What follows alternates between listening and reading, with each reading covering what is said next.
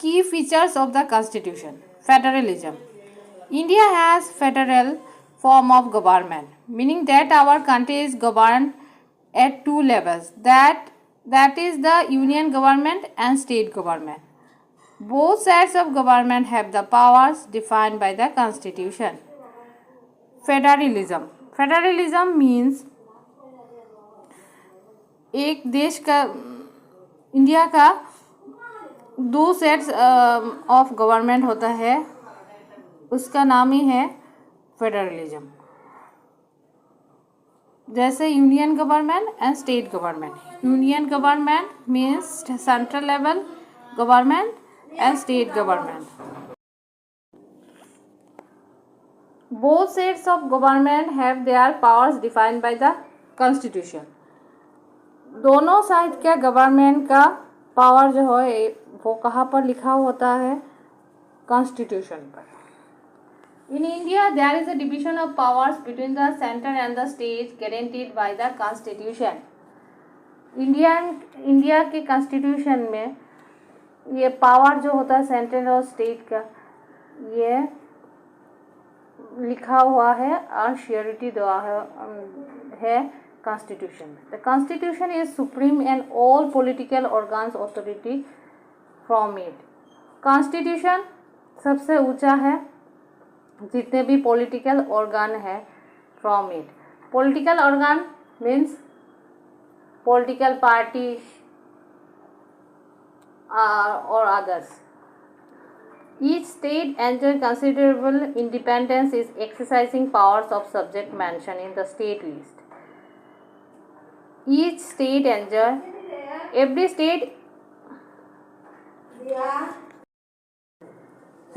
enjoys considerable independence in exercising powers on subject mentioned in the state list. Every state जो होता है India के सब independently अपना फ्रीडम होता है अपना पावर चलाने के लिए. ये कहाँ पर लिखा होता है? ये स्टेट लिस्ट पर होता है. Subject of national concern mention in the union list. और जो नेशनल के लिए होता है मतलब सेंट्रल लेवल का, ये होता है union list. There are some subject which are common concern both central and the state governments and these are included in concurrent list. और दोनों के लिए जो लिस्ट होता है जो लिखा होता है ये है कंकरेंट लिस्ट. सेंट्रल का मतलब है जो प्राइम मिनिस्टर चलाते हैं और स्टेट यूनियन गवर्नमेंट, और स्टेट गवर्नमेंट है जो चीफ मिनिस्टर चलाते हैं. Parliamentary form of government. India has parliamentary form of government as people elected representatives to central assembly. Parliamentary forms of government means जिस government में Parliamentary forms of government. India has a parliamentary form of government as people elected representatives to Central Assembly. India में parliament होता है जो जिसको बताया जाता है कि parliamentary forms of government as people, जिसके कारण हम अपने रिप्रेजेंटेटिव को इलेक्ट करते हैं सेंट्रल असेंबली के लिए. This representative legislate and exercise political authority on behalf of the people. जो अपने रिप्रेजेंटेटिव को हम भेजते हैं legislate and exercise political authority के.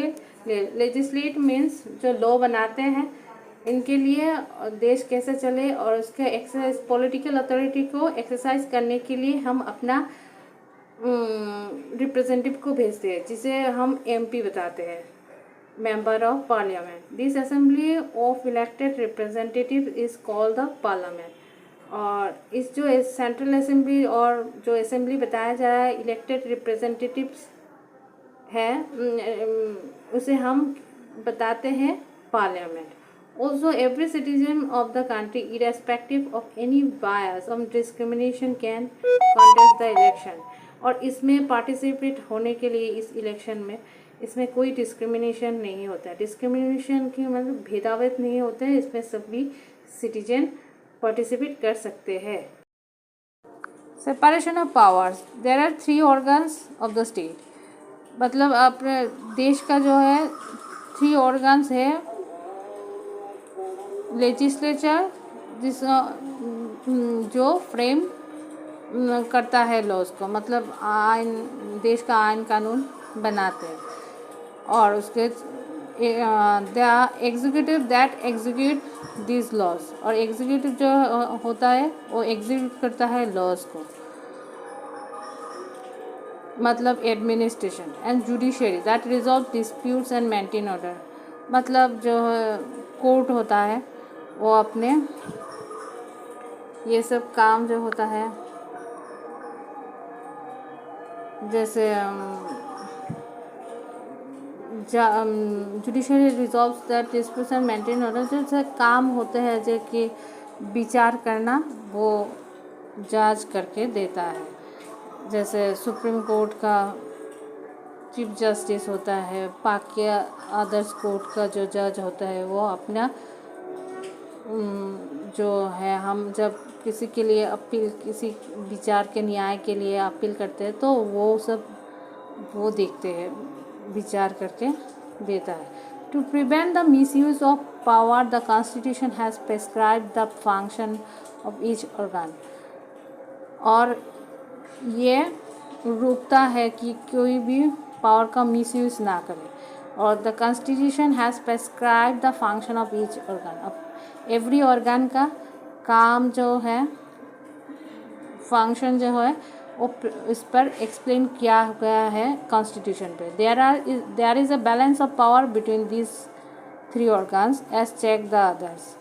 No organs can exercise absolute authority, यहाँ पर बैलेंस किया गया है, सेपरेशन ऑफ पावर्स का मतलब है इस पर बैलेंस किया गया है पावर का, थ्री ऑर्गन में बांटा गया है काम को, और कोई भी ऑर्गन एब्सोल्यूट अथॉरिटी नहीं है। एब्सोल्यूट अथॉरिटी मतलब सुप्रीम पावर में नहीं है, इसमें सुप्रीम पावर नहीं है,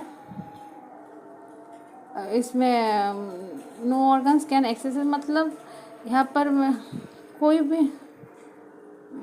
भी किसी को दबा कर नहीं चल सकता है, इसका पावर इसलिए सेपरेशन किया गया है।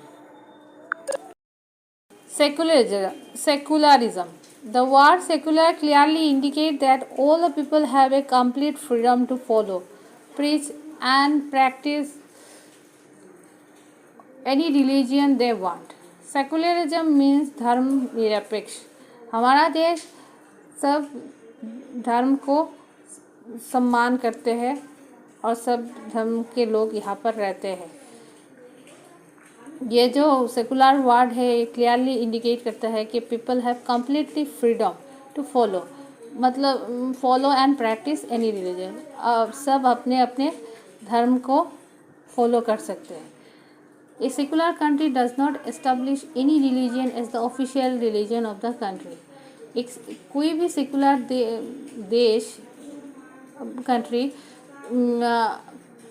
कोई भी रिलीजन को ऑफिशियल रिलीजन के हिसाब से इस्टेब्लिश नहीं कर सकते, और and does not favour any particular religion, और कोई रिलीजन के फेवर में भी नहीं जा सकते, ये निरपेक्ष रहते हैं।